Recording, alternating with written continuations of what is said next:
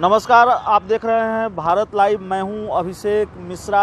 Rajad supremo Lalu Prasad Yadav के कथित audio को लेकर आज पूरे दिन बिहार की सियासत गर्म रही है।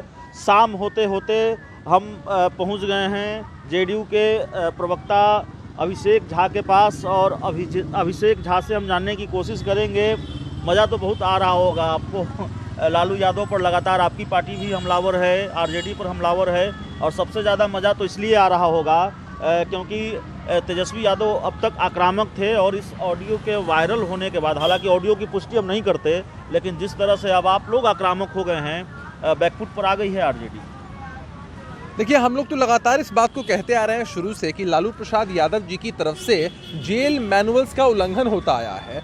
बर्थडे का केक काट देना हो, डायरेक्टर के बंगले में रहना हो, वहाँ पर लोगों से उनका लगातार मिलना हो, तस्वीरें वायरल होना हो, टेलीफोन पर बात होने की जो जानकारी मिलती है, वो सब कुछ हम लोग देखते सुनते आ रहे हैं। और अब जब इस तरह की स्थिति सामने आई है तो यह निश्चित बात है कि भाई आपने टेलीफोन किया होगा, तभी पुष्टि की जा रही है जो माननीय विधायक है ललन पासवान जी उनकी तरफ से।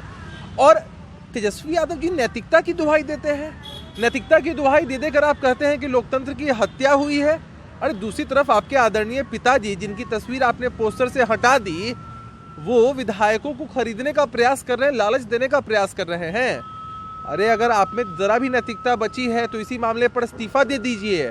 आप ये समझिए कि वो लोग कहते हैं कि भाई कोई और मिमिक्री कर रहा होगा। अरे जांच का विषय है, जांच होगी, और जांच का परिणाम अगर ये निकलता है कि सचमुच लालू प्रसाद यादव जी ही थे उसमें, तो इस्तीफा दीजिएगा ना तेजस्वी यादव जी।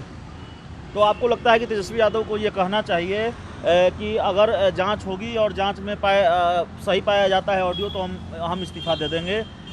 देखिए, हमारी तरफ से दो मांगे हैं। पहली मांग ये है कि शहाबुद्दीन जी जब बात कर रहे थे लालू जी से, तब उनको शिफ्ट कर दिया गया था तिहाड़ जेल में। ठीक उसी तरह जब इस वीडियो की पुष्टि होती है तो तेजस्वी यादव जी को नैतिकता के आधार पर नेता प्रतिपक्ष के पद से इस्तीफा, विधानसभा की सदस्यता से इस्तीफा दे देना चाहिए। और दूसरा ये कि लालू प्रसाद यादव जी को अविलंब तिहाड़ जेल शिफ्ट कर देना चाहिए, ताकि इस तरह की घटनाएं न घटे।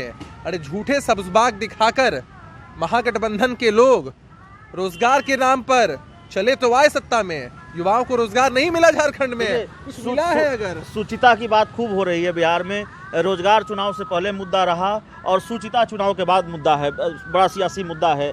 सुचिता की बात, नैतिकता की बात आप भी कर रहे हैं, और कह रहे हैं कि जिस तरह से ऑडियो वायरल हुआ, नैतिकता के आधार पर तेजस्वी यादव को इस्तीफा देना चाहिए।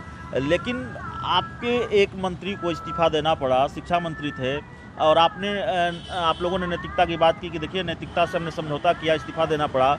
दूसरे मंत्री जिनको जिम्मेवारी मिली है शिक्षा मंत्रालय की, अशोक चौधरी, उनकी पत्नी पर भ्रष्टाचार के आरोप हैं, और जो जानकारी है जांच भी चल रही है। तो इसको लेकर भी आप लोग पर सवाल उठ रहे हैं, और विपक्ष लगातार इसको लेकर हमला कर रहा है। देखिए, मैं स्पष्ट रूप से इन बातों का जवाब देना चाहता हूँ। मेवालाल चौधरी जी का जो एपिसोड था उस पर तो हम लोगों ने अपना स्टैंड दिखा ही दिया। उन्होंने आकर भी कहा कितनी हाय तौबा मचाई जा रही थी, उन्होंने इस्तीफा दे दिया।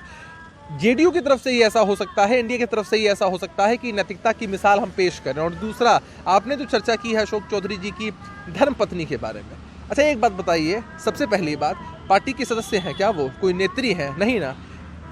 अशोक चौधरी जी पार्टी के सम्मानित नेता हैं, बिहार सरकार के मंत्री हैं, उनकी पत्नी है। अब जिस केस की बात आप कर रहे हैं उसके बारे में मैं विस्तृत रूप से आपको बताना चाहता हूँ। अरे आरोप तो किसी पर लग सकते हैं अभिषेक जी, आप पर लग सकता है, मुझ पर लग सकता है, बगल में जो सज्जन खड़े हैं उन पर भी आरोप लग सकता है। आरोप लगना एक बात है, सिद्ध होना दूसरी बात है। हाईकोर्ट ने उन्हें बाइज्जत बरी किया है, और सीबीआई को लगा कि हमें सुप्रीम कोर्ट जाना चाहिए था।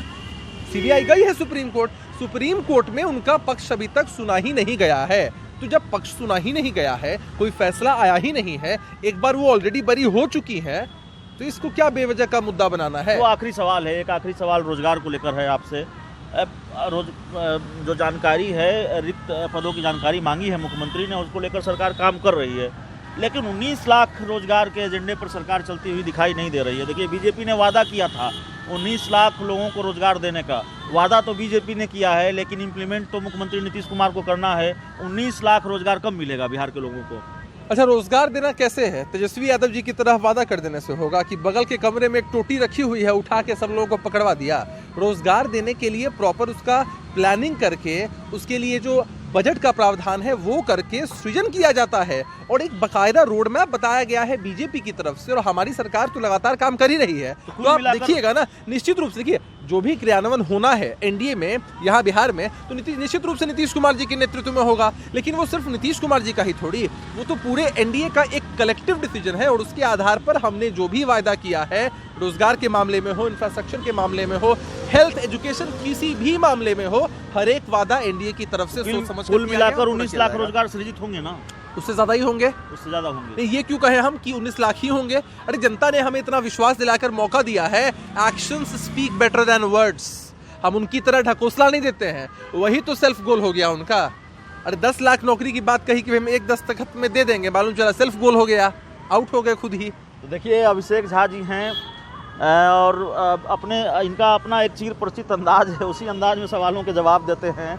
और रोजगार को लेकर बीजेपी से बड़ी बात उन्होंने कह दी है कि 19 लाख का ही दावा क्यों करें, हम 19 लाख से ज़्यादा रोजगार देंगे। तो देखिए अब जेडीयू भी कह रही है कि 19 लाख रोजगार या 19 लाख से ज़्यादा रोजगार मिलेगा।